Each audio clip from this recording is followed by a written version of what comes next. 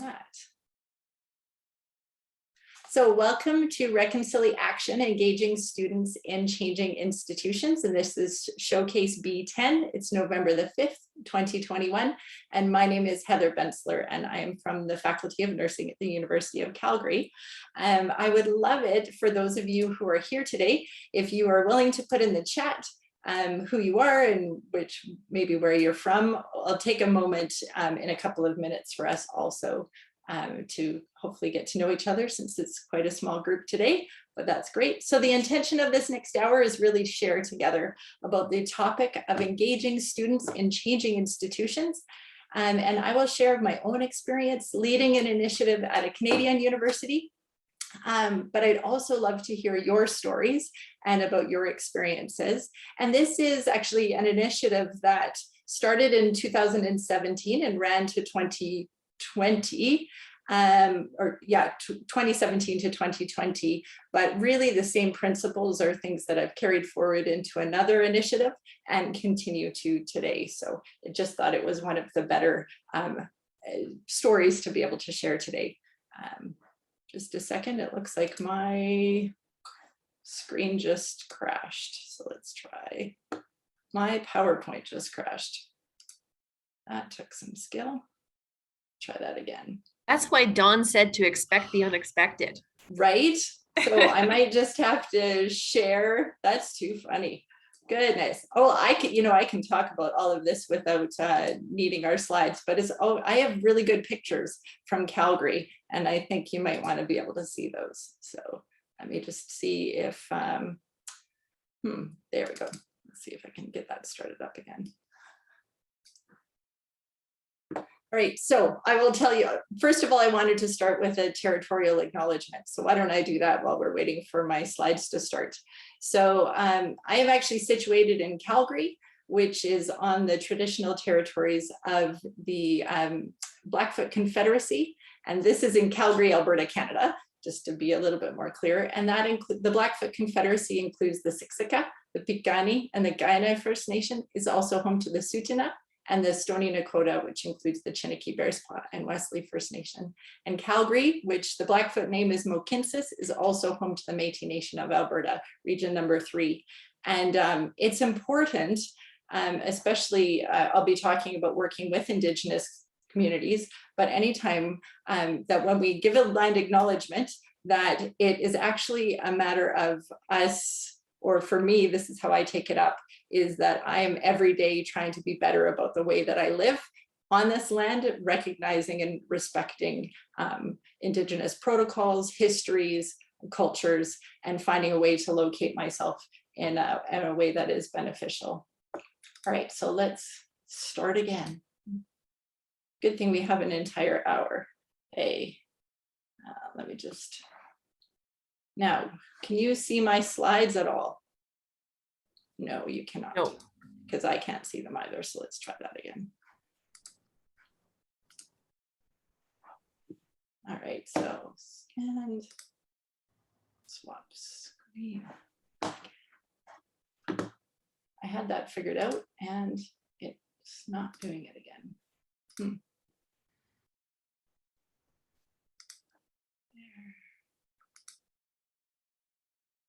There we go.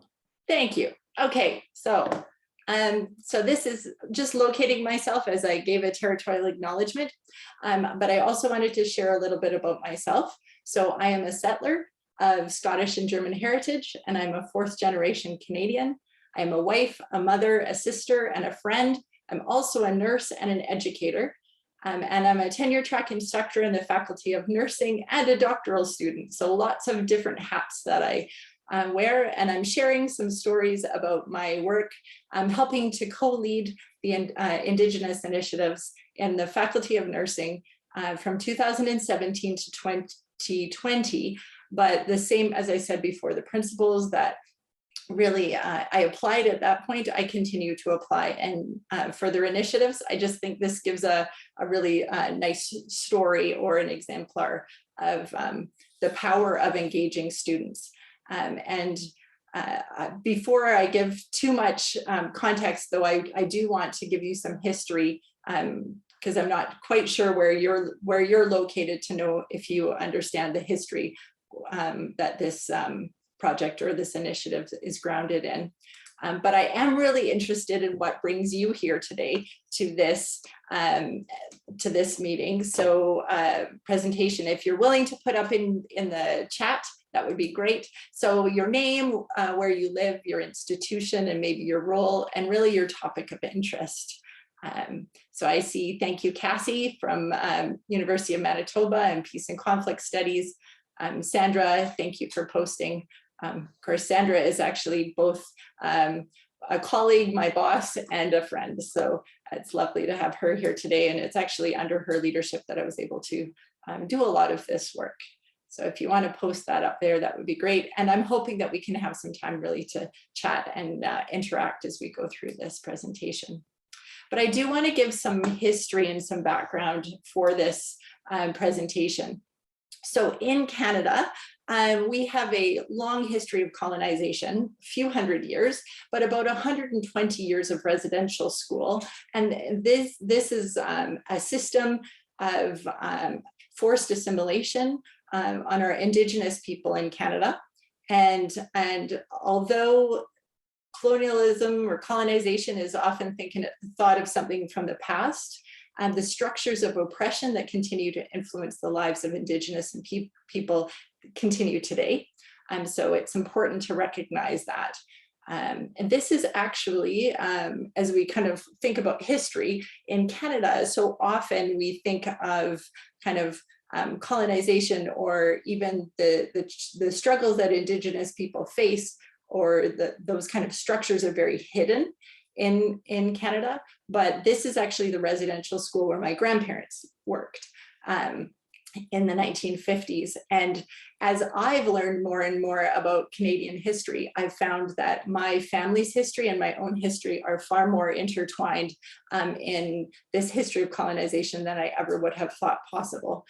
So I think that's one thing to take into account, is as we learn about history, we can sometimes find that our stories are wrapped up more and more in them. And one of the guiding principles for our faculty and for nursing education in Canada is the Truth and Reconciliation Commission of Canada Calls to Action. So basically what this is the government set up a commission to look at the stories of survivors from residential schools over the 120-year history of residential school, heard their stories, and then the commission came up with calls to action that call sectors of society that were responsible for some of the harm to then participate in changes. And so one of the calls to action specific to nursing education is that we are to teach about the history of colonization, that we are to teach about Indigenous health issues, Aboriginal rights, Indigenous teachings and practices, and also skill-based teaching. And some of the challenges in that are that many of us who are educators are not Indigenous. So how do we kind of navigate those teaching these topics, and how do we do that in a good way? We also recognize, and I'm not sure if you've heard in the news, but in Canada, there has been the discovery of unmarked graves of young children from residential schools. And that has been just within the last few months. And so this is not just something from the past, but something that we're constantly having to face and recognize that this history is very present and continuing to impact people. And of course, these stories were told to us by elders and community members, but many people did not believe. So there is some kind of uncovering of truth and difficult histories that are going on in Canada. And so we teach within this context. All right, so I thought I would start with some guiding principles or guiding assumptions that I bring to this work. And I also just put some photos on, so just to encourage you, if you haven't been to this area, of Canada that you might want to come and join. I always think there's a good thing to have photos of mountains. So I believe that students who are transformed and empowered will actually affect change in institutions. And we work in nursing education in both the university setting, but also where it intersects with healthcare.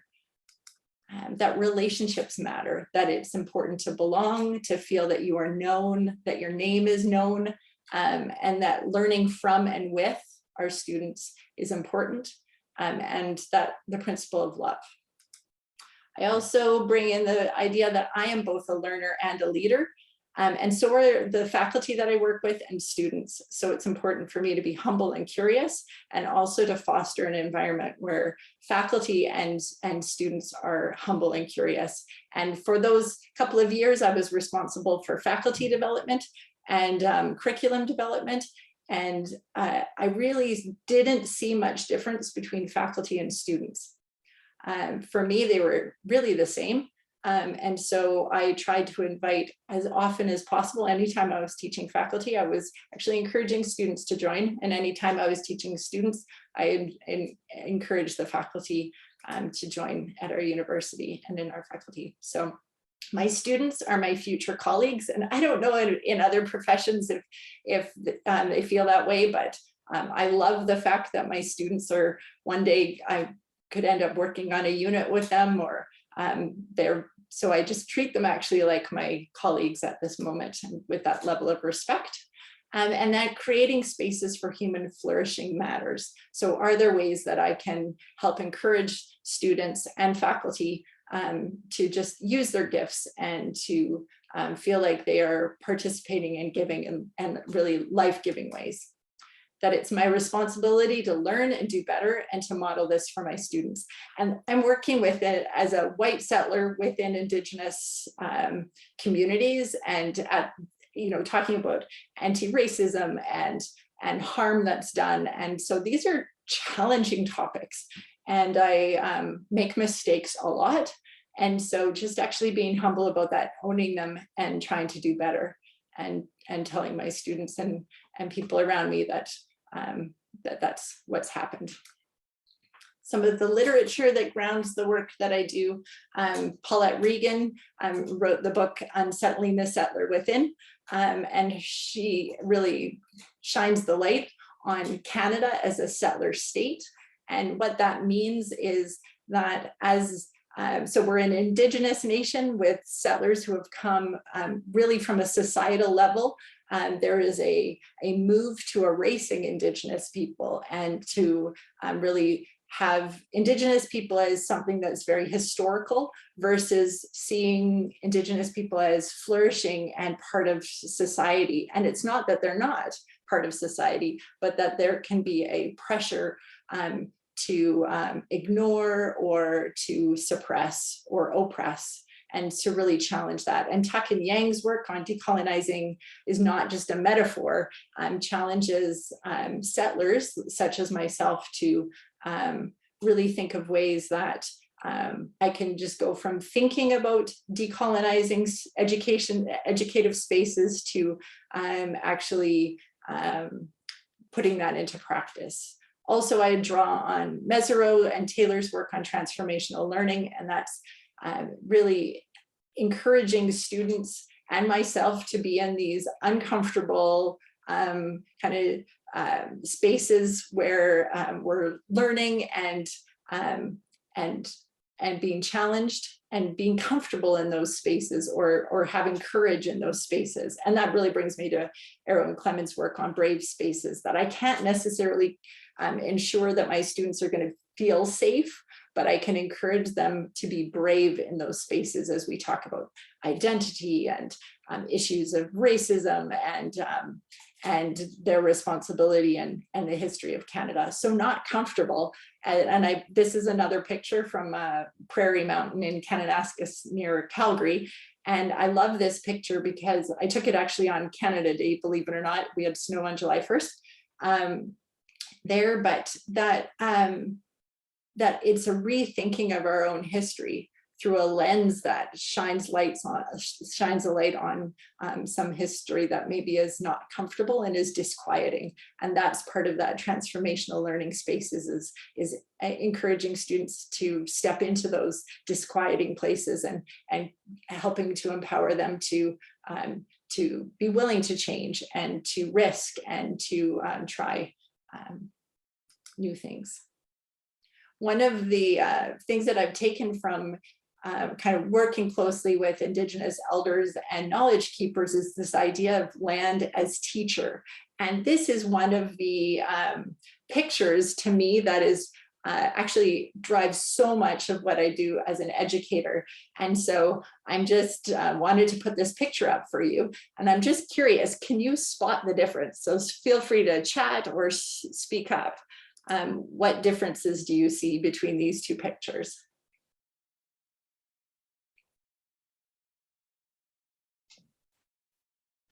One's green and one's not. Yeah, one's green, one's not. One's life and one's death. What's really, thank you, Sandra, what's really interesting is this is in the same place. This is actually in Israel. And what you have on the left side is the Sea of Galilee, and what you have on the right side is the Dead Sea. And they are both actually fed by the same water source. So if you look in Israel, here you have the headwaters of the Jordan River that flow into the Sea of Galilee. That's what you have on the left. And then the same Jordan River goes through to the Dead Sea. So what's the difference between the left and the right?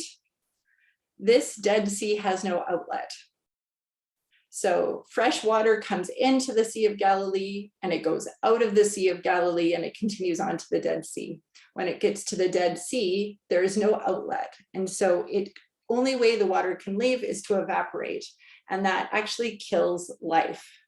And I think of that, how that informs my teaching is I look for ways for students to take that fresh water that they receive or that teaching and apply it and to have a way for them to give and to live it out versus letting it just stagnate and lead to death. And so anytime I can, I try to find ways to give students those opportunities. So I'm just curious, and feel free if you want to, if this resonates with you, what teachings have you received from land that inform your teaching? So feel free if you do have some. Not everybody thinks that way, so I don't necessarily expect that you will, but for me, the land has often been my teacher, and this is the picture that really drives my teaching. And so I also just wanted to give some further context. So it's really important in our faculty as we're learning about Indigenous history and we're wanting to implement the Truth and Reconciliation Commission calls to action, that we bring about, that we teach our students about truth before we move to this idea of reconciliation, and that whether it's faculty development or curriculum development, it's important for us to really learn the why behind the changes that we seek. And for our Canadian nursing programs, we're looking to increase our numbers of Indigenous students. We're wanting to build the capacity of our students and faculty to work well with Indigenous people. But it's important for us to understand why there might be why there are health outcome differences between Indigenous Canadians and non-Indigenous Canadians, but also that we see it from a strength-based perspective and we recognize the resilience of Indigenous people and their presence in today.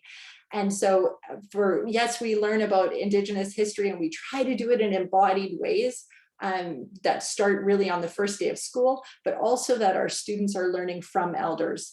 And that this is actually a picture of me learning alongside the faculty and students.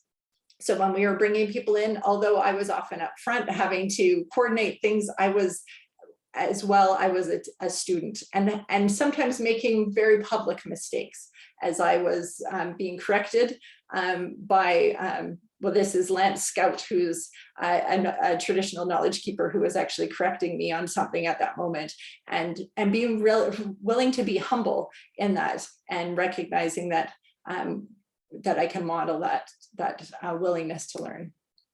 We also are looking to create culturally safe institutions where we're exploring our social location as Indigenous people, for our Indigenous students and faculty, or as settler newcomers, and the implications for our nursing practice. This is one of our activities that we do. It's we use a 14 by 20 foot map of pre-contact Canada, where we invite the students to learn about Canadian history and kind of the arc of colonization to today, but doing so where they locate themselves on the map. So trying to find creative ways for them to look at Canadian history, but also to consider power and privilege in the way that it translates both to their place within society, but also the clinical environment. And for them to be able to recognize racism, whether it's interpersonal or systemic racism, both, and the ways that that is sustained within institutions, particularly healthcare, and our role as nurses to disrupt that. And then learning from elders and traditional knowledge keepers, like what are the ways that we can get our students interacting, meeting, hearing stories, because it's really stories that transform us, and that ability to put things into practice. So whether it's having a pipe ceremony at 6:45 in the morning that our students are invited to, or learning how to offer tobacco, or giving gifts, or privileging oral stories versus written stories, it's really teaching students about cultural expectations, about privileging other ways of being and doing, and listening to voices of people who are often silenced within healthcare settings. And we really wanted to provide our students with meaningful experiences that will transform them and build their capacity to honor Indigenous ways of being and doing. So one exemplar from our faculty is an Indigenous student gathering space. And our goal really, as I said before, was to increase recruitment and support of self-identified Indigenous students, because that aligns with the TRC Calls to Action. But we wanted to create a welcoming and supportive environment for our students, where they could meet with elders, where they could smudge, which this is a picture of smudging, where there was a peer mentorship program and a space for brave and courageous conversations. And one of our Indigenous students said she was just so thrilled to have the opportunity to gather, where she knew that even where there were non-Indigenous students, that they were coming with a very intentional desire to have these conversations about identity and history and their implications for their nursing practice.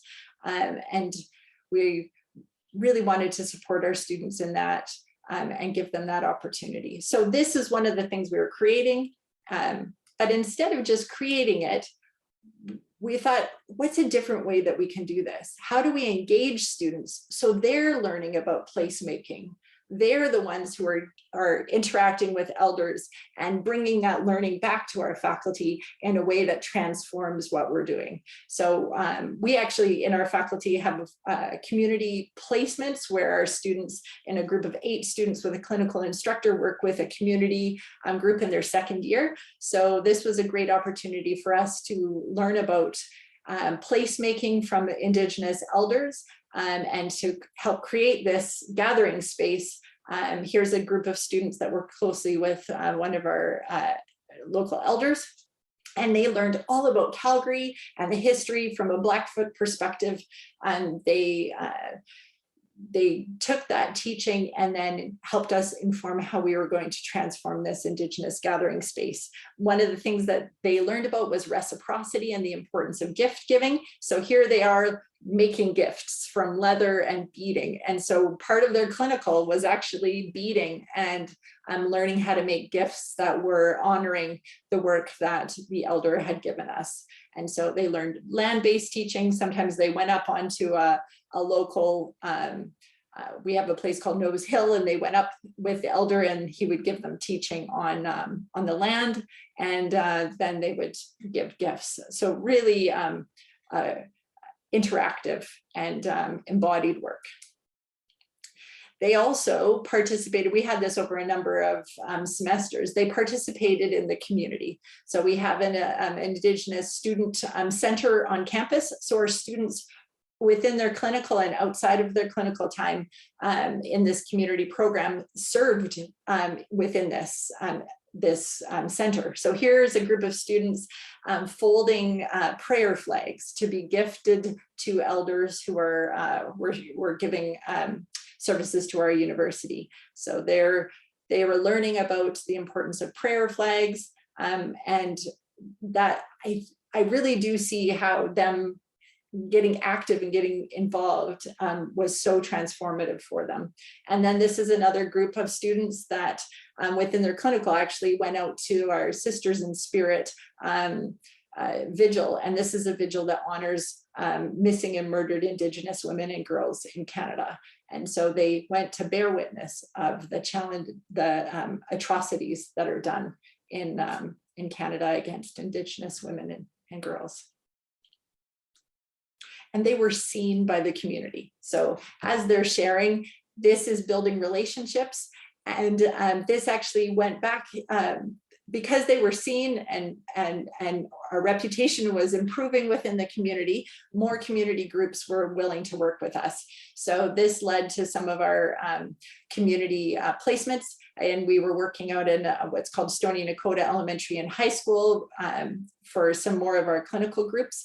And we had different placements at different health centers that were Indigenous focused. And this is just a picture of the road from our university out to Stony Nakota. So it was within 50 kilometers. And so we were able to go out there. And so now instead of just having 8 students and a clinical instructor working on campus, we are able to have our students out working with Indigenous communities outside of our university for this community health course. And so they're building those skills, and then they're going out and hopefully impacting the community. So most of our students had never visited a First Nations community or heard about Indigenous health practices like smudging or sweat lodges, but this gave them the opportunity to build relationships, learn from community members, and give back. When we were visiting one of the communities called Sutina, one of the licensed practical nurses that was there, she saw us and she started to cry, and she said, I've never seen where people wanted to come and learn about our culture in this way. And she thought that was so important. And one of the teachers at the school at Stony Nakota said to the students on the last day, "You have learned about our culture, and we have welcomed you well. And now we expect that you will welcome us well when we come to your institutions," that being the university and healthcare institutions. So important. So whether they were learning from an elder on how to erect a teepee or learning how to fold prayer flags, they were involved in the community. And we really saw this as a broader way of understanding health and recognizing that we're a nursing faculty. But you know what our students said is, we actually want to participate in Reconcili-action. You're teaching us all these good things, but we want to put it into action. We don't just want it to be words. At this point, my colleague was on leave, and so I was doing the director position and teaching, and I was exhausted. I was far too tired, too busy, and I had limited time and energy, and I was new on faculty, and I thought, goodness, I really don't know what I'm going to do. So I said, okay, here's the deal. Let's meet once a month, and let's just gather. We'll do a talking circle.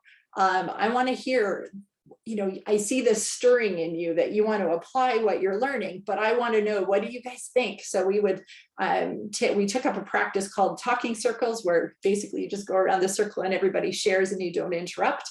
And so they would introduce themselves, and that's really that sense of belonging. And I said, anybody can come, because I know in nursing we're really busy. And so sometimes you can come one month and not the next month, and that's okay. But we fostered this sense of belonging and brave spaces where they would ask questions and offer their perspectives and what they thought could change within our faculty. So at times I would get really cheap pizza and bring it in, and at other times they would bring their own lunches, but we would go around and they would share what they thought, how they thought they wanted to put into practice what they were learning. So sometimes it was they wanted to lead lunch and learns. One time they held a book club where they encouraged students to read from Indigenous authors. that blanket exercise picture where you saw where we were learning about history, they wanted to put one on themselves. So they wanted to host one for their friends and family because they were going home and talking to their friends and family about what they were learning about Indigenous history, but they felt they were stuck and they wanted more opportunity to include their families. So they say, could we host that? Yes. Tours for Indigenous students. We just came up with all these different ideas, and here's some pictures. So whether it was up in the left where they're hosting a lunch and learn, or we went out to Stony Nakota and they did a simulation lab for students, or here's them hosting the blanket exercise. We had students who had watched a movie about residential school, and they said, we want to host one for the broader Calgary community. And then we want to do talking circles where we can facilitate conversation. So they did that. Or we hosted tours of Indigenous students coming from First Nations communities to learn about our nursing program. So we had approximately 60 students regularly who would come to this lunch and learn that were involved. And they engaged how they wanted to engage. And then the next month they'd come back and say, this worked or that didn't work. And I would say, if you have 5 ideas and one works, we're great. Let's just not do harm, and let's really work together as a community and build relationships. And it was fascinating to see how their capacity was built. So I told you a little bit about that activity with the map. Well, we trained students to be facilitators as well as faculty. So just like I said before, that I don't really see a difference between faculty and students because they are my future colleagues. This is what a couple of our students actually leading the activity for other students in more junior years. And we had another idea that we had, and was I wanted our students learning how to host elders well. It's kind of like having the Queen of England coming to your university. There's certain protocols that you have to follow when an elder comes, or a traditional knowledge keeper. I thought, well, this is a perfect opportunity. So I would just call up if I knew that there was a conference that was going to be hosted at our university or close by. I would say, hey, are you inviting elders? Yes. Okay. Could I send my nursing students to be elder support for the day, and then they get into the conference for free, and then they get to spend time one-on-one with an elder for the day, because I knew that type of relationship building would be transformative. And this day that we had elder support, actually one of my students coordinated it because she had learned just as much about elder support as I had. And so she led all of the elder support for the conference and built her own capacity. And it was a load off of my back, of my workload as well. And then here at the bottom, they're sharing their learnings with our university at a conference. So seeing the ways that we could get students up front teaching and sharing about what the initiatives they were doing. And then this one was empowering students to lead. Sometimes is a little bit frightening. So here our students decided they wanted to host a conference on decolonizing healthcare institutions.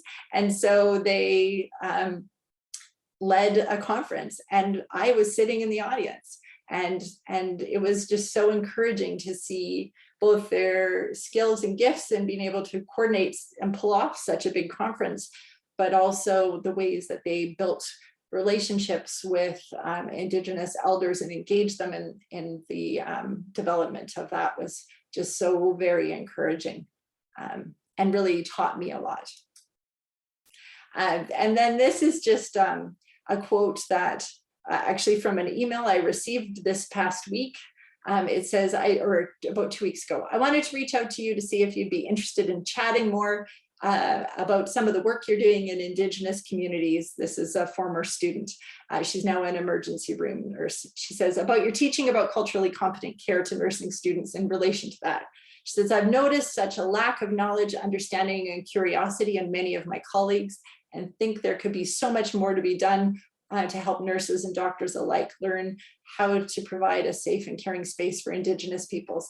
I don't know exactly what that would look like for me yet, or what I can do to help, but I have some ideas, and I would love to chat more about it if you'd be interested.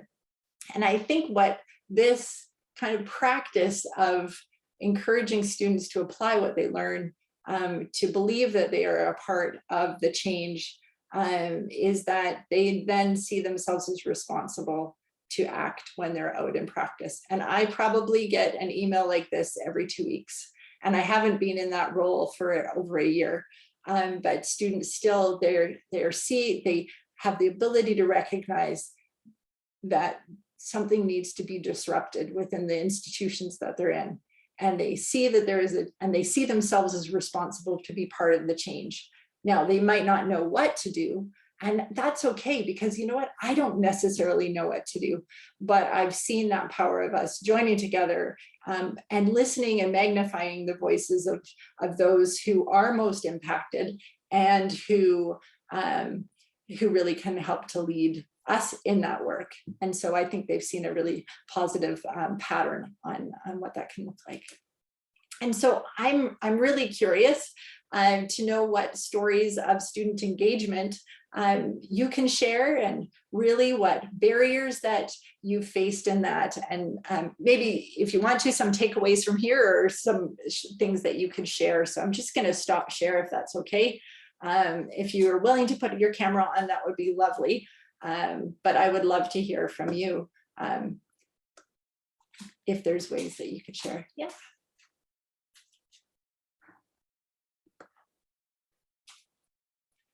Are there initiatives that you have had in engaging students? Hi, I'm Kathy. Okay. I thank you for this presentation. This is so awesome. I've just thought, I didn't want to speak to an initiative on my end, but just that email, I just thought how much that email is an example of the relating. Like all of it is in this other way, you know, a bigger picture kind of way, but in a very practical, someone reaching out to you. I thought that struck me so much as that the relating as education, because that's the learning and the reaching out. I thought that was so cool. Yeah, thank you. Yeah, I was so encouraged by that. And then she said, I have some sage that I picked. And she had gone through proper protocol, and she's like, I have sage and this is how I picked it. And because she had learned from elders. And so she's like, can I drop it by your house? So she came by that day, and now I have sage up on my, on my fireplace mantle from her. And it just reminds me of just that kind of reciprocity of me being gifted from the students and not just me always giving, right? They really have been my teachers. Sandra's my boss, and we have this, I think, a lot of love within our faculty and trust of our students, and and trust within our faculty. Awesome. I'd love to hear more stories and even the barriers that you face, because I can tell you I was exhausted leading this at times. And so this, monthly gathering looks like a great idea, but it really was like, okay, that's the least I can do. I don't have time, so I will give you an hour a month, and then I will empower you to do it, because it wasn't like I had a lot of extra time. It was really a desperation move, and seeing how do we bring about change that needs to happen because people are dying.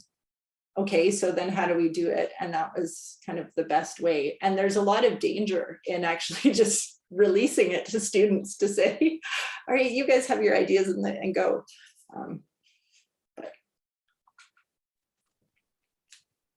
Heather, one of the things that, that you talked just now about that danger of letting it go.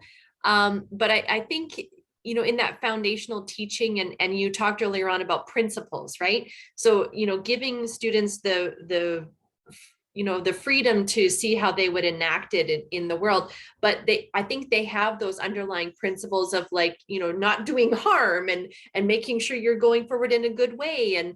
And so it's interesting to see how with those guiding principles for creating, cultural safety and having that humility, from that basis, where they take these things, right? And it becomes they learn more, and therefore they're able to do more and go take that into their nursing experiences. And I'm just curious, what are your thoughts about this ripple effect in the students that you taught and that were part of this group? And there's 60 students that are now nurses or very soon to be nurses out into the system.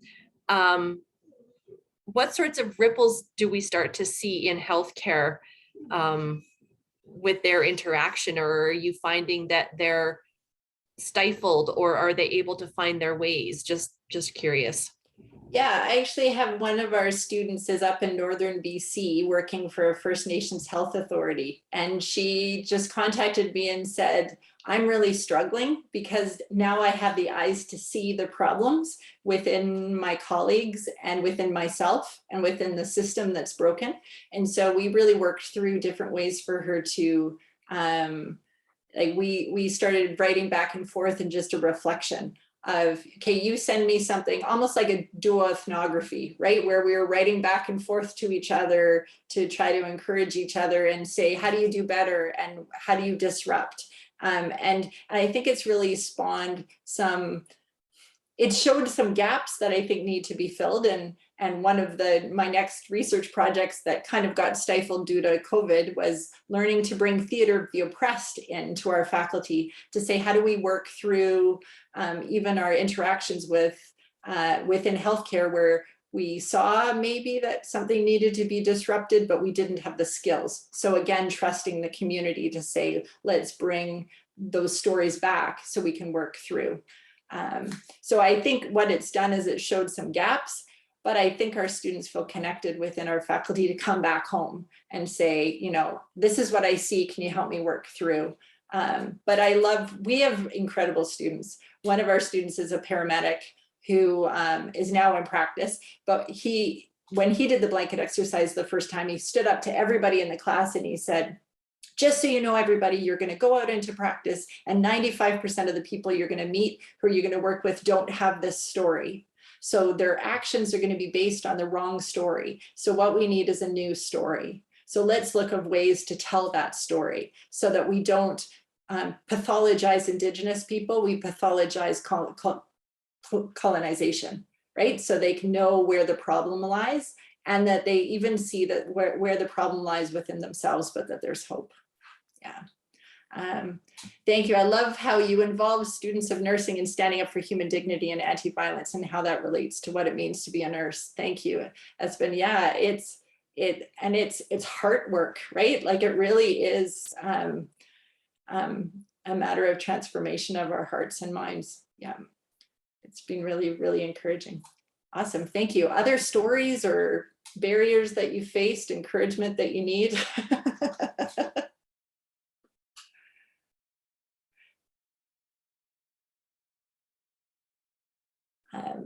If I'm not seeing anything, I'm going to just give you a little bit of an idea how this might look outside of this. So about a year ago or so, my role switched to international and global health. So I'm no longer in this. So then what does that look like when obviously my passion lies in Indigenous health and history?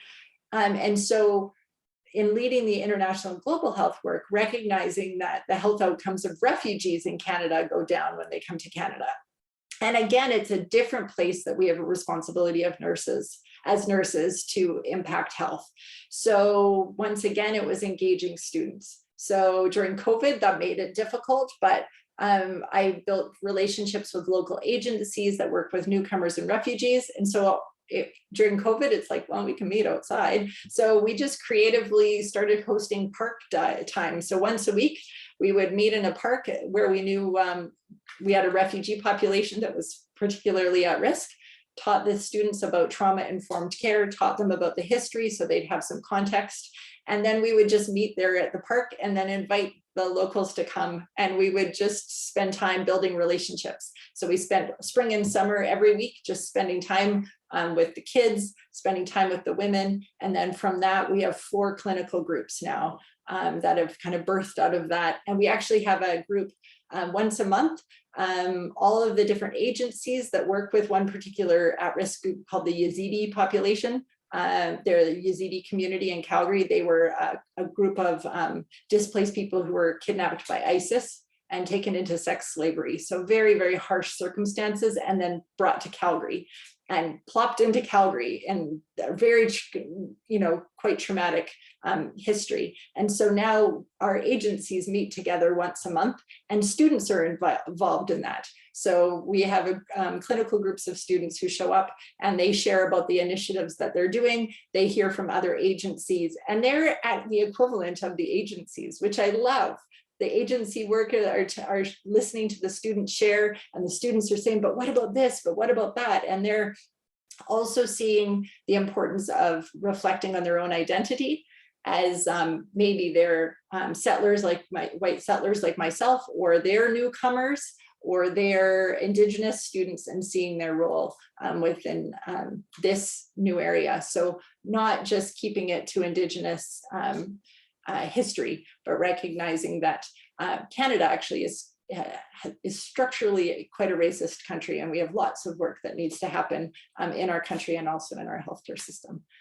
And I would say probably in our education system as well. So yeah, so that's just another way to see a different way to apply this, I'd say similar concepts. Yeah, I like your comment here, Espen, that often the medical system makes us disassociate ourselves from our patients. So true, right? And when we see ourselves, you are most welcome. Yeah, when we see ourselves as responsible, when we see ourselves, when we critically reflect on who we are, I love that our students now, when they're out in the healthcare system, that idea of being hosted by the Stoney Nakoda, now they host, they are so excited when they have an Indigenous patient. And one of them was telling me, she goes, I learned basic Blackfoot. She goes, I know how to say, Oki Tsanetapi, like, okay, how are you in Blackfoot? And I know how to ask if somebody's in pain. She goes, that's the end of what I know, but at least I'm showing that I'm trying, like I'm trying to learn. And I said, goodness, I've lived in Calgary my entire life. And it wasn't until I was in this role that I learned any Blackfoot. And that's like, we're in Blackfoot territory. How dare we not know Blackfoot, right? And seeing themselves as responsible for that. Yeah. Sandra, I'm curious, being the leader of watching all of these initiatives, what is that like for you? Do you mind if I call on you? Sure. It's, I'm just immensely proud of the work that our students do and our faculty do. And as you said, just the energy that's gone into building those relationships with the various nations on whose land we live and work, and coming to know that, and we just that sense that we don't know everything, but we're wanting to learn more, we're wanting to acknowledge and to question our history, and how we can do that from an institutional perspective. Because I guess from my lens as a leader, my work sits more oftentimes at the systems level. So that systemized racism, systematic racism, and I look at it from that lens. And think about the policies, and how can we change our policies or adapt them so that we can get more Indigenous students into nursing and support them in that journey. And when we're recruiting new faculty, how are we making sure that we're attuning to equity, diversity, and inclusion in our processes? And so there's that level that I kind of operate at, because I have to do that as part of the role. But then to hear the very granular stories about the experiences that our students are having. And I kind of see these two worlds connecting, where there's the individual kind of local learning that, spreads through, dialogue and co-creating different ways of being, and questioning racist practices in healthcare and building that capacity, while at the same time working at that systems level to facilitate a different balance of who we welcome into our institutions and how we do that. So it's just such an interesting intersection. And I would say largely it gives me hope because there's so much wrong. When you're looking at that systems level and the behemoth, the power and that's so ingrained and entrenched. And you know, this gives me hope that we're moving in the right direction, albeit slowly, but we're making progress. So Yeah. I'm just immensely proud. And, you know, it's the ripple in the pond. Totally. Yeah, it is the ripple in the pond. And thank you for speaking to that. One of the, and I'm just going to share again, so hopefully I'll be more successful this time. But one of the things we have within our faculty in our Indigenous gathering space, and I know things are shifting, but there's this painting called Sunset Song, and it's done by Callum Tikidan, who is a Blackfoot artist in our area. And I just love this painting so much because, like, I ask students, what you can't tell, is it a young man, a young woman? You can't tell. So it's everybody. But are they yelling in triumph or are they yelling in pain? Well, I think both are encompassed there. And then the warriors are there. And a Cree Indigenous scholar, Dr. Madeline Dion Stout, said to us, she said, "You have ventured into the abyss of the unknown where the warrior is born." And we were gifted, some of the students and clinical instructor, as we were presenting about our Indigenous gathering space, we were gifted eagle feathers, which is a great honor. And this quote was given to us, and I think this picture so perfectly captures it. It's brave spaces for us to gather and to risk, and there's pain and there's victory, and I love the picture of the warriors in the back because they're present and they're watching and they give us strength and encouragement. And so I thought I would just end with Sunset Song because I think that's a very beautiful painting that really encourages me. So, and I'm just going to stop